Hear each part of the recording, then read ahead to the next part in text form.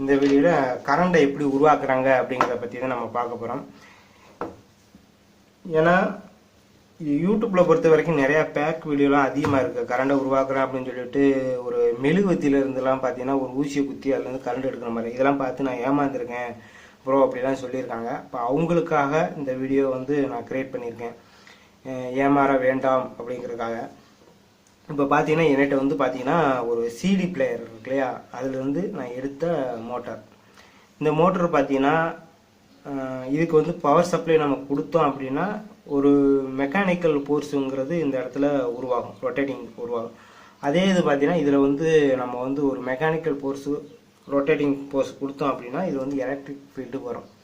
இது சுற்றுற டேரக்ஷனில் பொறுத்து இது ப்ளஸ் மைனஸுங்கிறத நம்ம மாற்றி நம்ம எடுத்துக்கலாம்.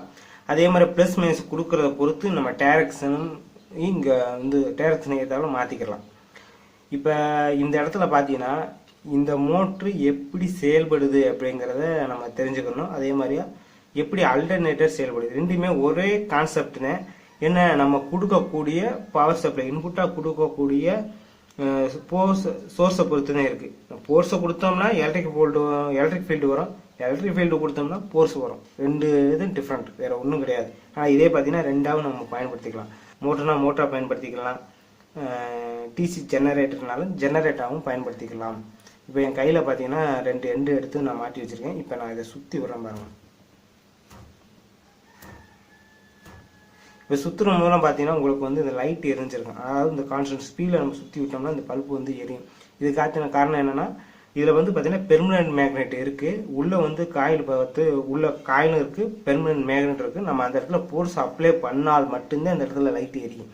ஃபோர்ஸ் அப்ளை பண்ணலன்னா இந்த லைட் எரியாது. ஏன்னா உள்ள கான்ஸ்டண்ட்டாக மேக்னெட் இருக்குது, காயில் இருக்குது. இதனால் பார்த்தீங்கன்னா ஃபோர்ஸ் அப்ளை பண்ணும்போதே வருது. ஏன்னா ஒரு சில வீடியோலலாம் பார்த்தீங்கன்னா காயில பக்கத்தில் வச்சுருக்கான், பக்கத்துலேயே மேக்னெட்டையும் தூக்கி வச்சுருக்கான். வச்சுட்டு சும்மா ஒரு மோட்ரு தூக்கி மாட்டினோடனே இந்த மோட்ரு ஓடுது. இதெல்லாம் பார்த்தீங்கன்னா ஃபேக் சம்மந்தமான வீடியோ. ஃபோர்ஸ் அப்ளை பண்ணணும், அப்ளை பண்ணால் மட்டும்தான் உங்களுக்கு எடுக்கும். இல்லாட்டா எலக்ட்ரிக் ஃபீல்டாக கொடுத்தோம்னா நமக்கு ஃபோர்ஸ் கிடைக்கும். இப்போ இந்த மோட்ரு நான் எடுத்துக்கிறேன் அப்படின்னு வச்சுக்கோங்க. இந்த மோட்டரில் பார்த்தீங்கன்னா ஒரு கரண்ட்டை உருவாக்குறதோ இல்லை மோட்ரு செயல்படணும் அப்படின்னா 3 இது அடிப்படை வேணும். அதாவது ஒன்று பார்த்தீங்கன்னா எலக்ட்ரிக் ஃபீல்டு, அடுத்து வந்து பார்த்தீங்கன்னா மேக்னெட்டிக் ஃபீல்டு, அடுத்து வந்து மெக்கானிக்கல் ஃபோர்ஸ். இது அதாவது 3 இது இருந்தால் மட்டும்தான் பார்த்தீங்கன்னா இந்த மேக்னெட்டிக் ஃபீல்டு தான் பார்த்தீங்கன்னா என்ன செய்யும் அப்படின்னா இந்த மேக்னெட்டிக் ஃபீல்டுக்கு ஃபோர்ஸை கொடுத்தோம் அப்படின்னா எலக்ட்ரிக் ஃபீல்டாக கன்வெர்ட் பண்ணும். அதே இந்த மேக்னெட்டிக் ஃபீல்டுக்கு வந்து எலக்ட்ரிக்கல் ஃபீல்டு கொடுத்தோம் அப்படின்னா ஃபோர்ஸ் மெக்கானிக்கல் ஃபீல்டாக உங்களுக்கு கன்வெர்ட் பண்ணி கொடுக்கும். இதை கன்வெர்ட் பண்ணி கொடுக்கணும் அப்படின்னு பார்த்தீங்கன்னா இதில் ஒரு சில ரூல்ஸ் அண்ட் ரெகுலேஷன் இருக்குது. அதாவது பார்த்தீங்கன்னா எலக்ட்ரிக்கல் ஃபீல்டு பார்த்தீங்கன்னா ஒரு எக்ஸஸ், அதாவது இந்த மாதிரி கிடைமட்டமாக இருக்குன்னா மேக்னெட்டிக் ஃபீல்டு பார்த்தீங்கன்னா எப்பவுமே 90 டிகிரி டிஃப்ரெண்டில் இருந்தால் மட்டும்தான் பார்த்தீங்கன்னா உங்களால் பவர் சப்ளை கொடுக்க முடியும். அதே மாதிரியா ஃபோர்ஸை வந்து பார்த்தீங்கன்னா இசட் ஆக்சிஸில் கொடுக்கணும், ஒன்றுக்கு ஒன்று டிஃப்ரெண்டில் இருக்கணும். 90 டிகிரிக்கு டிஃப்ரெண்டில் இருந்தால் மட்டும்தான் உங்களால் இது பண்ண முடியும்.